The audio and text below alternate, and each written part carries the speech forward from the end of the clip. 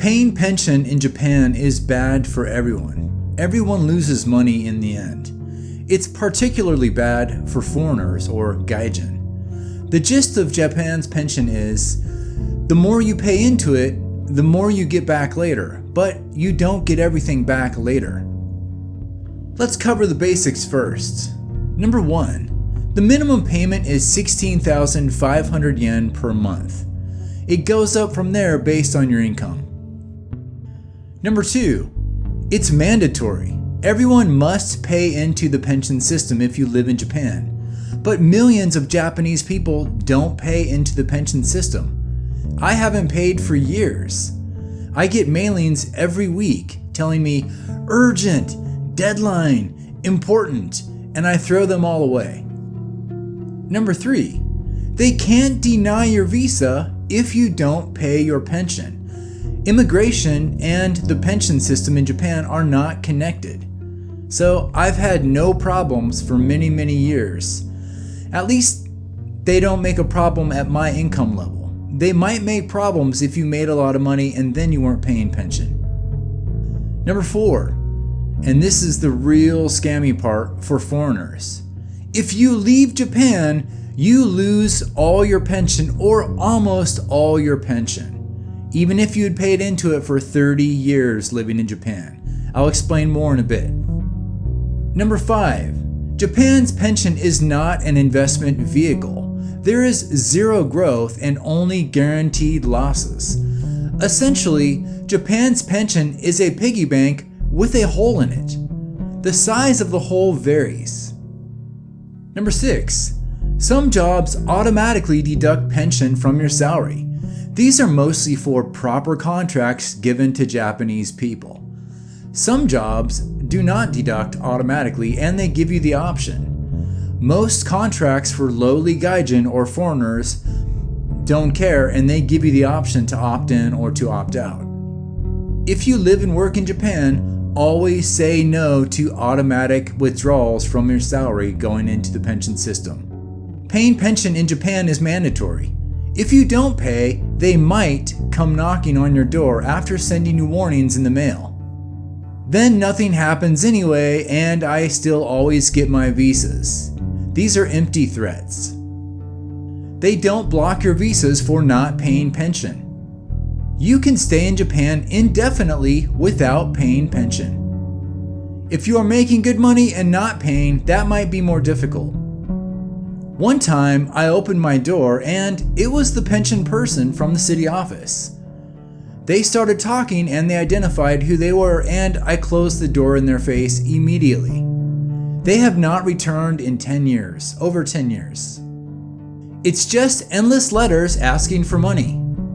But more about your visa renewals. When I get tax papers at my city office, which are needed for new visas, nobody asks me about my pension. It's always a breeze.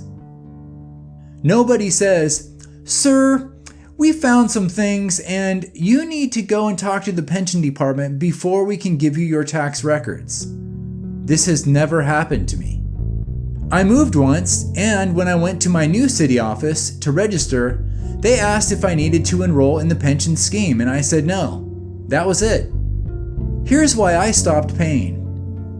I paid into the pension scheme for about a year. I started paying late in life, so my return would always be terrible. A year later, I got my first summary statement. I checked the numbers to see what I would get after retirement at that point. According to my summary, I would get back about 10% of what I contributed for the year, so I would lose 90%. I stopped paying. Done. Peace out. Here's where it gets super scammy. If you leave Japan, the pension service will only pay up to a maximum of 3 years of all your pension back to you. If you paid for 20 years, you might get back 3 years of your contributions, losing 17 years worth of payments. But to get any of your money back, you first need to leave Japan and prove that you have left. You must give up residency and your visa must be expired before they will tell you how much they will steal from you. Oh, and you have to be out of Japan, outside the country. Maybe you will get back just 1 or 2 years of payments. So you could lose 18 or 19 years worth of your contributions. They decide how much you get after you leave Japan. And they won't do it until you're completely outside Japan, gone, gone, gone, so you can't complain in person.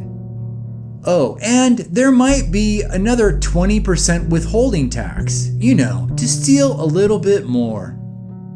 And here is where it gets outright evil.